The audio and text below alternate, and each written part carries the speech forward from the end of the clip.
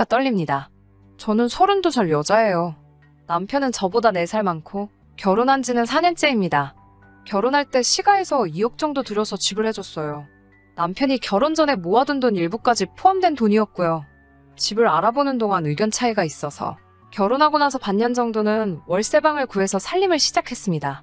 경기도권 신축으로 들어가 살자는 걸 제가 재개발 노리고 구축 아파트에 들어가자고 해서 결국에는 제 말대로 구축 아파트로 들어갔는데 재개발은 안 됐지만 아파트 값이 그때 대비해서 지금 2배나 뛰었습니다. 집값 오른 거 가지고 생색은 엄청 내요. 시댁도 시댁이지만 남편이 자기 덕분에 우리가 앞으로 10년은 모아야 할 돈이 한 번에 들어온 거 아니겠냐며 엄청 난리부르스예요. 집값 오른 거 당연히 좋은 일이지만 가계부 관리하는 저로서는 사실 와닿지도 않아요. 이 집이 2배 올랐다고 해서 다른 집이 안 오른 것도 아니고 더 늦기 전에 아이도 가져야 하는데 13평짜리 방 한 칸 비좁아 터진 아파트에 살면서 아이를 어떻게 키우냐는 생각도 듭니다. 이사를 생각 안 해본 건 아니지만 말한 대로 다른 집도 올라서 선택권이 넓은 것도 아니고 그래서 그냥 기약 없이 재건축만 기다리고 있네요. 시어머니는 그냥 집이 좁으면 어떠냐고 늦기 전에 아이를 먼저 가지라고 하는데 제가 육아 때문에 직장을 그만두면 그만큼 수입도 줄어들어서 가게도 어떻게 될지 확신도 안 서고요. 또 이사를 가고 싶어도 재건축이 언제 될지도 모르니 섣불리 나섰다가 지금 집값 2배 정도 뛴 거 가지고도 저렇게 노래를 부르는데 행여나 재건축돼서 집값이 또 뜨게 되면 어떤 원망을 들을까봐 말도 못 꺼내고 있어요. 시가에서 집 해줬다고 저 결혼할 때 뭐 기우는 결혼한 거? 그런 건 절대 아닙니다. 월급도 큰 차이가 나는 건 아니지만 신랑보다는 제가 조금 더 벌어요. 집이 좁아서 혼수 채우기가 애매하니 그만큼 현금 해단도 많이 했고 시아버지 오래된 연식 자동차 끌고 다니시는 거 신형으로 바꿔드리기까지 했어요. 혼수에 결혼 비용까지 2,500이면 끝날 거 차 바꿔드리고 현금 해단까지 하고 그래서 저희도 물론 시댁 쪽 지원금에 비해 적은 돈이긴 하지만 이것저것 다 더하니 8,000 가까이 들었습니다. 결혼할 때부터 시가에서 집 해준다고 생색내는 남편 때문에 더 무리한 부분도 있고 남들 강남 신축에서 시작하는 신혼부부들도 있는데 서울 외곽에 지은 지 30년 된 아파트 받으면서 기우는 결혼하는 것 같은 느낌 주는 게 싫었어요.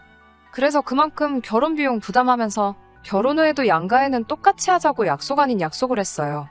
이 돈 내 돈 하는 것도 그래서 각자 월급에서 200씩 생활비 통장에 보내서 생활비나 달달이 나가는 비용, 경조사비에 양가에 보내드리는 용돈까지 공평하게 갈라서 내고 더 하고 싶은 게 있으면 그건 월급에서 남은 돈 각자 관리하면서 쓰고 싶은데 쓰기로 했습니다.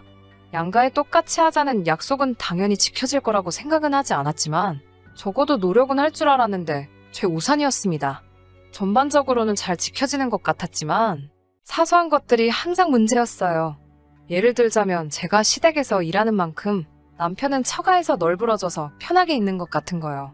그런 사소한 것까지 꺼내자니 제가 너무 졸렬한 사람이 되는 것 같기도 하고 굶두고 대충대충 하기는 하지만 명절날 친정에 가면 설거지라도 하려고 하거나 청소기 돌리는 정도는 도와줬기 때문에 그냥 참았습니다.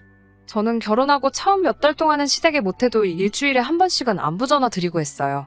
그런데 어느 날 친정아버지랑 통화하고 있는데 우리 사위도 잘 지내지? 하고 물어보시더라고요.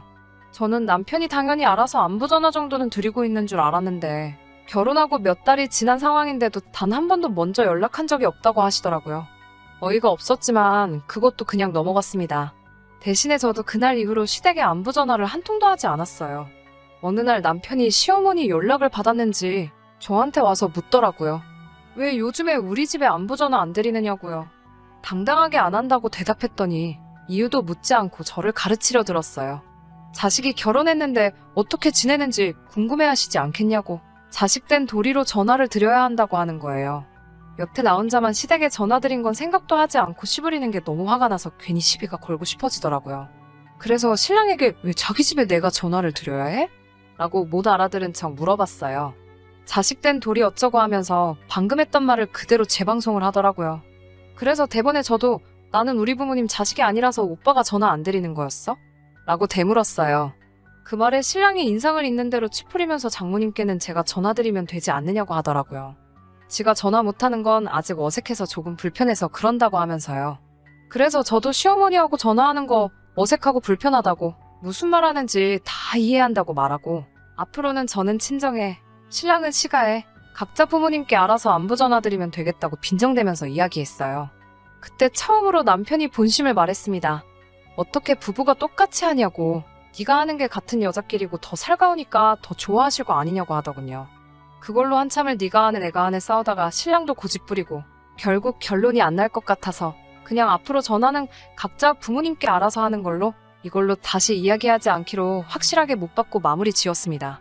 그렇다고 진짜로 아예 안 한 건 아니에요. 처음처럼 매주 연락드리는 건 아니지만 가끔씩 안부도 묻고 하고 있어요. 최소한의 도리라고 생각하거든요. 남편은 그 뒤로도 아니 아예 결혼하고 단 한 번을 우리 부모님께 먼저 연락드린 적은 없지만 퇴근하고 같이 있을 때 한 번씩 전화 바꿔주고 하니 그냥 그걸로 하고 있다는 셈 치고 위안 삼으려고 했어요. 아무튼 사건은 최근에 벌어지게 됩니다. 제가 회사 생활 5년간 하면서 한 달에 5만 원씩 따로 적금을 들어놓은 게 있어요. 어머니 환갑 때 지중해로 크루즈 여행 한번 보내드리려고요. 그 적금이 만기가 돼서 잠깐 예금 통장에 들어왔어요. 이자 조금 해서 돈이 어느 정도 목돈이 되어 있더라고요. 어머니 환갑까지는 몇 년이 더 남았으니 새로 적금 가입하고 요즘 시국도 시국이고 지중해 크루즈 여행이 생각보다 비용이 비싸서 몇 년 더 모아야겠더군요. 그런데 남편이 통장 조회를 했는지 이 돈이 뭐냐고 물어보더라고요. 엄마 환갑 때 두 분 크루즈 여행 보내드리려고 모아둔 거라고 결혼 전부터 모으고 있던 돈이라고 말해줬어요. 그랬더니 우리 부모님은 어쩌고? 이러고 있더라고요. 시어머니랑 저희 어머니랑 동갑이시거든요. 그래서 그거야 오빠가 따로 부모님 환갑 때 하려고 준비한 거 있을 거 아니냐고. 그걸로 보내드려야지 했지요. 그랬더니 자기는 따로 모은 게 없다고 이 집 살 때 전 재산 다 쓴 거라고 하더라고요. 아직 양가 어머님 환갑까지는 시간이 있으니까 그럼 지금부터라도 모아서 어디 가까운 일본 료칸 여행이라도 보내드리면 되지 않겠냐고 했어요. 그랬더니 대번에 니네 엄마는 크루즈 여행 보내고 우리 엄마는 온천으로 때우려고 하는 거냐며 성질을 박박 내며 뭐라고 하네요. 어이가 없어서 나는 이거 결혼 전부터 계속 모으고 있던 거라고 내가 우리 엄마 아빠 보내주려고 모은 걸 왜 나누냐고 시부모님 여행 보내드리고 싶으면 지금부터라도 열심히 모으라고 했어요. 그랬더니 대번에 결혼 전이래봐야 1년밖에 더 되냐고 결혼하고 나서도 모아왔으니 그건 엄연한 횡령이라고 하면서 입에 거품을 물면서 발악을 하더군요. 억지 좀 부리지 말라고 각자 생활비 통장에 돈 넣고 남은 돈 관리하기로 하지 않았느냐고 내가 이만큼 모을 동안 오빠가 못 모은 게 오빠 잘못이지 그게 내 잘못이냐고 한바탕 싸웠어요.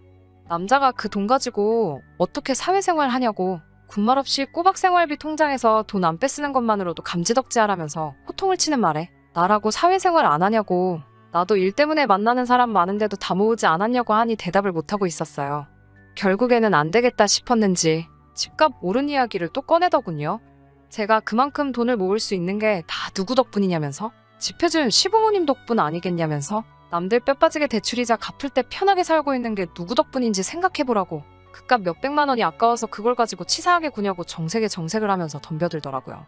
시부모님 여행 보내드리는 게 돈이 아까워서 그러는 건 줄 아냐고 엄연히 나도 쓰고 싶은 거 참으면서 모은 돈이고 오빠가 앞으로 돈을 모아서 시부모님 우주여행을 시켜드리든 저는 신경 안 쓴다고 효도하고 싶으면 저한테 대신 시킬 생각 하지 말고 직접 하라고 했어요. 너 잘났다라면서 네 맘대로 하라고 하고는 기어이 그날은 밖으로 뛰쳐나가 외박을 하고 들어오더라고요. 카드 내역 보니 친구들 다 불러서 술까지 쏘고 잠도 숙박업소 가서 자고 온 것 같은데 그렇게 쓸 돈 20번만 모아도 지금 제가 모은 만큼은 우습게 모았을 텐데 하는 생각에 참 한심하더라고요. 진짜 문제는 얼마 지나지 않아서 생겼어요. 명절날 친정에서 저녁 식사하고 나서 텔레비전 채널 이리저리 돌리다가 볼만한 게 없어서 옛날 드라마 재방송 보고 있었어요. 드라마에서 부모가 모아둔 게 없어서 딸한테 신세를 지는 장면이 나왔는데 그것 때문에 딸이 남편에게 눈치를 보고 있는 장면이 나왔어요. 친정 부모님이 그 장면 보고 무슨 자식이 노후 대책도 아니고 자식한테 너무 피해를 준다면서 혀를 차셨어요. 평소에는 우리 부모님 불편하다고 말도 안 붙이던 남편이 괜히 맞다고 결혼이 무슨 회사 인수합병 하는 것도 아니고 자기도 그 말이 100번 맞다고 생각한다고 맞장구를 치더라고요. 그러고 돌아오는 차 안에서 진지한 표정으로 저한테 물어보더라고요. 혹시 장인 장모님 노후 대책은 다 되어 있으시냐고요. 다 되어 있는 건 맞았는데 왠지 기분이 쎄해서 알려주기가 싫었어요. 그래서 워낙에 그런 거 잘 말씀을 안 해주셔서 잘 모르겠다고 대답했는데 남편 표정이 아주 가관이었습니다. 그러고 나서 하는 말이 노후 대책이 안 되어 있으면 큰일인데 이러면서 걱정하더라고요. 그게 무슨 뜻이냐 물었더니 앞으로 큰 집으로 이사가면 시부모님을 모시고 살 계획이었는데 장인 장모님이 노후 대책이 안 되어 있으면 어떡하냐고 원망하듯이 말하더라고요. 시부모님을 모시고 산다니 그건 결혼 전에도 하지 않은 이야기고 양가 똑같이 하기로 하지 않았느냐고 따졌어요. 나도 맞이인데 노후 준비가 돼 있으신다고 한들 어디 아프시기라도 하면 그게 시부모님이든 친정부모님이든 자식들이 모셔야 되는 게 도리이지 않느냐고 했더니 또 정색을 하면서 집값 오른 이야기를 또 꺼내더군요. 우리 부모님이 집 해주지 않았냐고, 친정에서는 해준 게 없지 않냐면서 당연히 집값을 내준 만큼 노후 준비를 못하신 게 맞으니 시부모는 우리가 모시고 사는 게 맞다는 논리를 펼치더라고요. 친정에서 비교적 적게 한 건 맞지만 친정 부모님 노후 준비는 이미 제가 시집 가기 전에 다 끝난 상태였어요. 남편은 말도 안 되는 소리 하지 말라며 그게 결혼 전부터 준비된 건지 아닌지 자기가 어떻게 믿냐고 남편하고 집에 오는 차 안에서 시부모님을 모시네 만해가지고 한바탕 하다가 결국 남편이 그럴 거면 갈라서 자면서 이혼 이야기를 먼저 꺼내더라고요. 단기간 결혼을 한 경우에 재산 분할이 각자 해온 것을 회수하는 식으로 진행되는 걸 알고나 있냐고 이혼당하기 싫으면 자기한테 잘하라는 듯이 이야기를 하더군요. 혼수면 시아버지 바꿔드린 차를 가져온다고 해도 감가상각이 적용되기 때문에 제가 손해볼 거라는 걸 알고 이혼하자는 말에 겁먹을까봐 꺼낸 말 같았어요. 그런데 매번 이런 식으로 대화가 오고 갈 때마다 집값 오른 걸 가지고 생색내는 것도 짜증나고 더 이상 견디기 힘들어서 저도 같이 이참에 아예 갈라서자고 했습니다. 나중에 후회하지 말라고 호통을 치는 모습을 보니 아주 역겹더라고요. 얼마 뒤에 이혼 전문 변호사를 찾아갔는데 제 경우에는 남편이 알고 있던 사실하고는 조금 다르더라고요. 제가 핸드폰도 신혼살림 차리기 전부터 쓰던 걸 아직도 사용하고 있던지라 남편과 결혼 준비하면서 주고받던 대화 내용이 그대로 저장되어 있었어요. 그때 경기도권 신축하자고 우기던 남편과 재건축 예정인 구축을 구하자고 저와 의견 다툼을 하던 대화 내용도 그대로 저장되어 있어서 변호사님이 그걸 보더니 혼인 중에 부부가 협력하여 이룩한 재산이 있는 경우에는 재산 분할을 청구할 수 있다는 말을 해주더라고요. 그때부터 남편 얼굴이 사색이 돼가지고 이혼은 그냥 해본 소리라고 자기가 잘못 생각했다며 다시 잘 해보자는데 이미 오만정이 다 떨어져서 남편이 원하는 대로 이혼해주려고요. 그때 그 울상이 된 표정만 생각해도 속이 아주 꼬셔 죽겠어요.